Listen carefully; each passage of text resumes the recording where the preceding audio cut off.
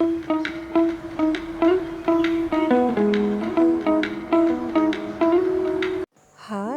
welcome back to my YouTube channel. හරි. අද මම ඔයගොල්ලන්ට අරගෙන ආවේ oats cookies හදන වීඩියෝ එකක්.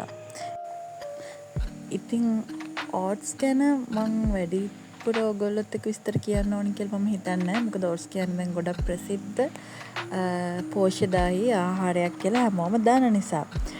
oats කියන්නේ වැදගත් විටමින් වර්ග, khනිජ ලවණ, ප්‍රතිඔක්සිකාරක හා තන්තු ගොඩක් තියෙන ප්‍රෝටීන් බහුලව තියෙන ආහාරයක්. ඒක ඔයගොල්ලෝ හැමෝම දන්නවා. oats ගැන ඕන තරම් අපිට Google search කරලා බලන්න පුළුවන්, දැනගන්න පුළුවන්. ඉතින් මම අද ඔයගොල්ලන්ට අරගෙන ආවේ oats වලින් cookies හදාගන්න විදිහ ගැන. හරි, අපි දැන් බලමු මේ cookie එක කොහොමද හදාගන්නේ කියලා. මම මේ cookie එක හදන්න පාවිච්චි කරන්නේ කෙසෙල් ගෙඩි පෙන රස කරගන්න, රස කරගන්න රටින්ද. ඒ කියන්නේ සීනි පාවිච්චි කරන්නේ නැහැ, පාන් පිටි පාවිච්චි කරන්නේ නැහැ. ඉතින් අපි දැන් බලමු මේක කොහොමද හදාගන්නේ කියලා. මුලින්ම කෙසෙල් ගෙඩි ටික හොඳටම මේ විදිහට පොඩි කරගන්න ඕනේ. ඊට පස්සේ මේ විදිහට රටිනිත් එක්ක මික්ස් කරගන්නවා හොඳට. ඔයගොල්ලන්ට පේනවා වගේ. ඉතින් මේකට බැටර්, බිත්තර, පාන් පිටි වගේ පාවිච්චි කරලා රස කුකි එකක් හදාගන්නත් පුළුවන්. ඒක හදාගන්න විදිහත් මම ඉස්සරහට ඔයගොල්ලන්ට අරගෙන එන්න බලාපොරොත්තු වෙනවා. මේක හදාගන්නේ ඩයට් කරන කෙනෙක්ට ගොඩාක්ම සුදුසුයි. මේ විදිහට හදාගෙන කරනවා නම් oat cookies. හරි, මේ විදිහට අපි ඊට පස්සේ මම මේකට oats කප් එකක් පාවිච්චි කරනවා, දාගන්නවා. එතකොට රටින්දී ඕගොල්ලන්ට පෙන රස ඕන විදිහට පාවිච්චි කරන්න පුළුවන්. කෙසෙල් ගෙඩි, ලොකු කෙසෙල් ගෙඩි 3ක් විතර පාවිච්චි කරා. කෙසෙල් ගෙඩිය වැඩිපුර පාවිච්චි කරන්න ඕන. මොකද රස වෙන්නේ කොට කෙසෙල් ගෙඩි වලින් නිසා. මේ කුකි එක හදාගන්න ඉච්චර වෙලා යන්නේ නැහනේ. ඉතින් අපි oven එක ප්‍රීහීට් වෙන්න දාගන්නවා විනාඩි 10ක් විතර. මම මේකට බේකින් පවුඩර් තිය හැන්දකුත් එකතු කරගන්නවා. ඒක ඔයගොල්ලන්ට කැමතිද එකතු කරගන්න පුළුවන්. නැත්තම් ඒ ප්‍රශ්නයක් නැහැ. කොහොම හරි අපි මේක සාමාන්‍ය ඝන ඩෝ එකක් වෙන්න මික්ස් කරගන්න ඕනේ. ඒ කියන්නේ ගොඩාක් දියාරුත් නැතුව ගොඩාක් ඝන වෙන්නෙත් නැති වෙන්න. ඒ කියන්නේ අපිට අතේ ඒ කියන්නේ අඟල හදන්නේ අන්නේ වගේ ඒක අපිට අතේ පොඩි ගුලියක් හදාගන්න පුළුවන් වෙන මට්ටමට මේක හොඳට මික්ස් කරගන්න ඕනේ. බනානා ටිකක් වැඩිපුර දාගෙන.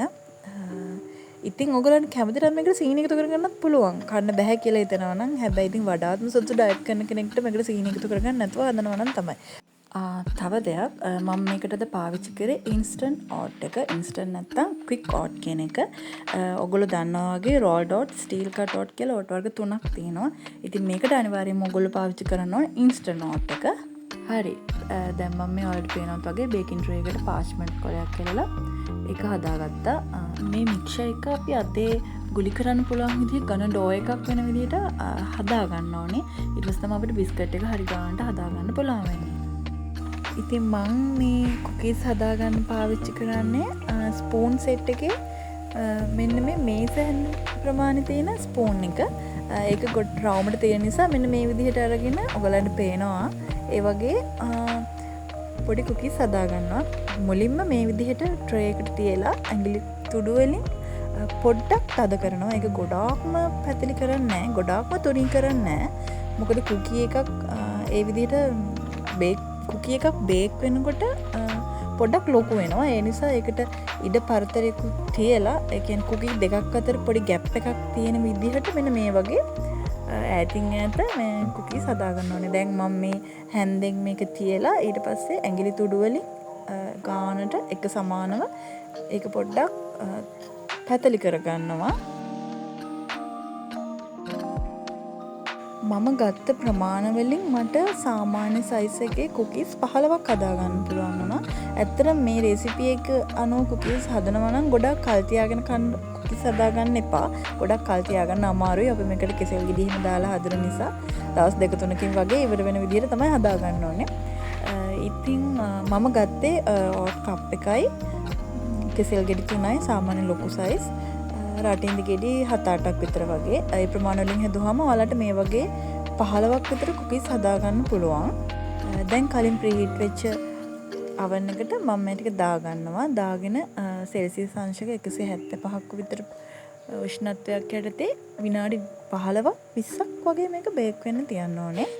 විනාඩි 20කට විතර පස්සේ කුකීස් පොඩ්ඩක් උඩින් අලලා බලනකොට මෙලෙක් වගේ තියෙනවා නම් බය වෙන්න එපා. මේක එළියෙන් තිබ්බට පස්සේ සාමාන්‍ය විදිහට හයි වෙනවා. සාමාන්‍ය බිස්කට් එකක් වගේ. ඉතින් ඔයාලත් මේ විදිහට කුකීස් හදලා කාලා බලන්නකෝ. එහෙනම් නැවතත් මේ වගේ ලස්සන වීඩියෝ එකක් අරගෙන ඔයගොල්ලන් හම්බෙන්න එන්න බලාපොරොත්තු වෙයි. අදට මම ගිහින් එන්නම්. හැමෝම පරිස්සමින් ඉන්න. බයි.